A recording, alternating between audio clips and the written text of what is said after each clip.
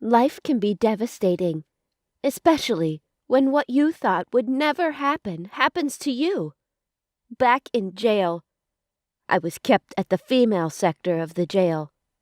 Sitting at the door where I waited for the jailer to come and take me in, I was sitting close to a woman.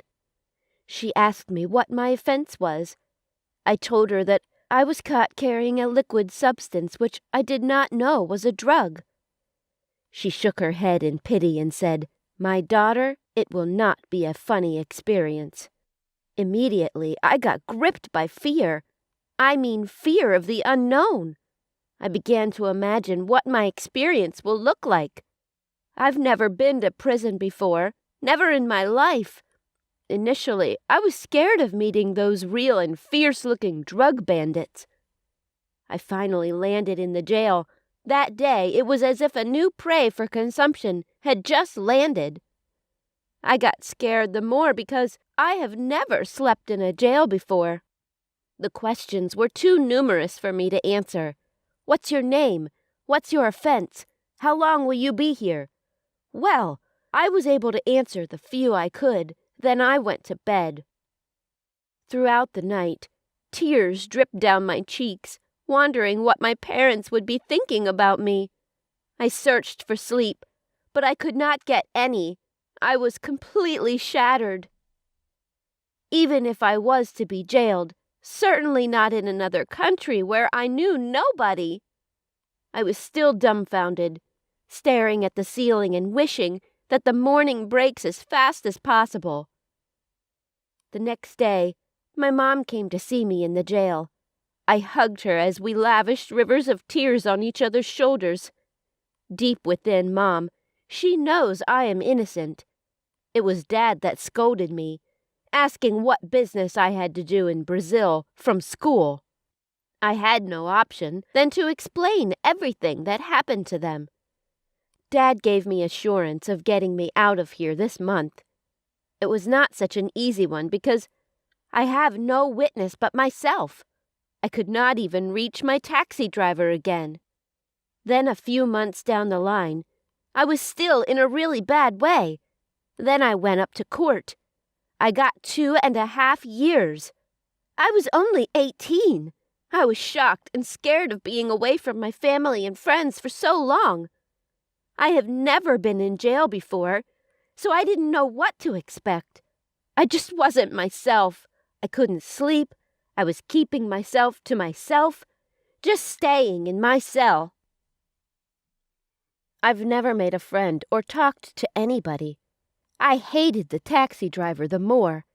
He played with my life and sense. I began to have negative thoughts about him.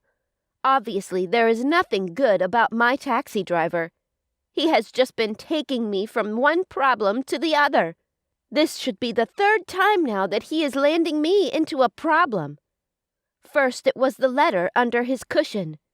Second, was his arrest, which was done by my parents. And now, he brought me to Brazil, only for me to end up in jail. What kind of man is this? I scream in agony. One of my jailmates jumped out of bed when she heard my scream, thinking that something is wrong. But when she entered my room, she noticed I was fine, apart from the sweat that was all over my body. She came close to me and drew me close to herself, cuddling me back to bed. She is such a nice person. With the stories I heard about the jail, I didn't believe a good person can be met in jail. She asked me what was the problem. I was still speechless. After waiting for some minutes, I finally spoke to someone in the jail. I felt loved once more. I hid nothing from Cynthia. I told her everything that happened. How I met the taxi driver, and how I fell in love with him, and the challenges I have experienced from being close to him all this while. But then I noticed something. Cynthia kept smiling at me while I was telling her the story. I was surprised. What is it that my story was not touchy enough? I was disturbed about her response that I asked her if she has had such an experience before now. She said not really, just that She was imagining how good the taxi driver was to me. I was really surprised because this was a taxi driver that brought me here. All she said after hearing my story was, "Will you get something good without getting bad? It's not possible that all these just happened like that." This statement got me thinking throughout the morning, but I decided not to get confused and came to the conclusion that taxi driver just used and dumped me. Months went by, and I didn't hear from my parents talk of more of the taxi driver. This was another wonder for me. How can my parents abandon their only child in a jail in another country?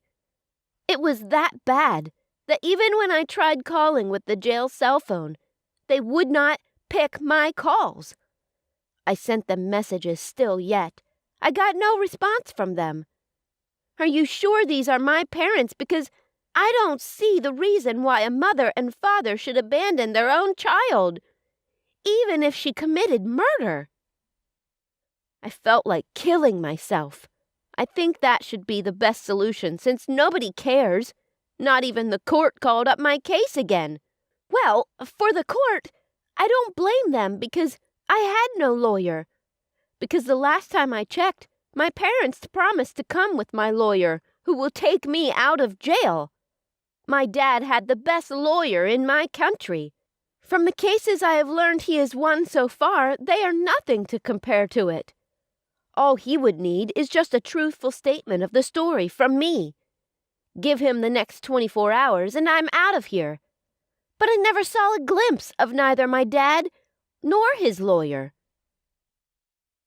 On one Saturday morning about 2 a.m., I was sleeping and the memories of me and my parents kept flashing down my memory. How loving the taxi driver was to me, and how he promised to set up my cat boutique was the second thing that came to my mind. And then the last thought I had was that of my cat, Karina. I was debased. I thought of how lonely she would be by now. Has she run away from the house when she saw no sign of my return? Oh my God! How has she been feeding? Who has been cuddling her during the snow because of the cold would be hectic by this time? I woke up from these memories weeping profusely, and I felt like killing myself and forgetting everything. I thought of getting a knife or gun from the jailers, but they were all in custody of their weapons. Then a thought came into me. If I can stay under the snow and get trapped there, it will be nice. After all, nobody will know because the snow would have heaped on my body and everybody will think it is a normal snowberg. What happened to me that early morning was what I could not fathom. All I could remember was that I stood up and took a walk outside into the snow. I stood outside the snow trying to forget my past. The doctor said I came back to consciousness after 3 days, and it was alleged that I wanted to commit a suicide in a snowberg. When I was unconscious, I could not remember any other thing. All I saw was myself walk through a dark lane with my cat. She was so happy to see me. She jumped on every part of my body, but I noticed she lost one of her eyes. When I saw this, I was angry, and I wondered of what would have led her to this state. Could it be that she was trying to break through the window when she did not see a sign of my return and got cut? But thank God that I woke up. When I woke up, everything changed.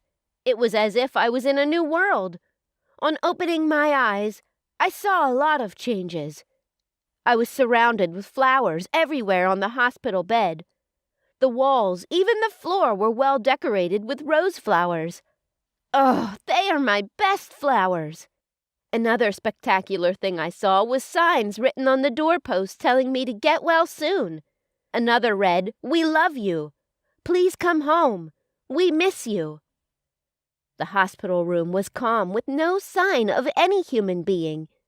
I couldn't understand what was going on. I stretched my hands and legs, but I didn't feel any pain. I felt a bit relieved that nothing serious happened to me. I took one of the flyers and perceived the healing aura that came from the petals. I remained in the room without making a move, but kept wondering on who this could be. I thought aloud, I know this is from my cellmates. They love me to the extent of saving me from the iceberg. When I remembered the care and love they shower on me whenever I feel pale and lonely, they make sure I feel good by singing to me. Suddenly, the doors opened. Guess who I saw? It was Karina, my cat. She ran onto my bed and hugged. This is unbelievable. I expected to see the jailers around me to get me secured so that I don't run away. But the opposite was the case. I saw my cellmates walking and started singing. Happy birthday to me. How could I have forgotten that it was my birthday? I just turned 19, and I never knew. Then the big shocker came when I saw the jailers also walk up in the same mood. It was a dancing party amidst a lot of drinking. Indeed, my mood was lightened, and I got more excited. I stepped down and joined them in the dance. The door opened again, and who I saw was unbelievable to me. It was the 2 policewomen that caught me with the black liquid substance at the airport. I got scared the more and began to withdraw my steps backward, looking for somewhere to hide. But they called me on to feel free and also celebrate my day. They joined in the dance. I tried feeling free, but I couldn't help it but to remain careful and conscious of my environment. I was still trying to understand what was happening when my parents walked in. I wanted to hug them in excitement, but then I had a mixed feeling. Why should I welcome them after abandoning me for the months in the jail? But my mom rushed and hugged me. She pleaded for forgiveness as she promised to explain all that transpired to me. The next person I saw was beyond my imagination. The taxi driver walked in and knelt down in front of me with a ring in his hands. I was mute. Then Mom and Dad and everybody in the room screamed, "Please say yes!" Then Dad said that everything that happened was a deal to check my love for the taxi driver, who happened to be a multi-millionaire in the fashion industry. I said yes because I still love my taxi driver. We got married and loved each other forever.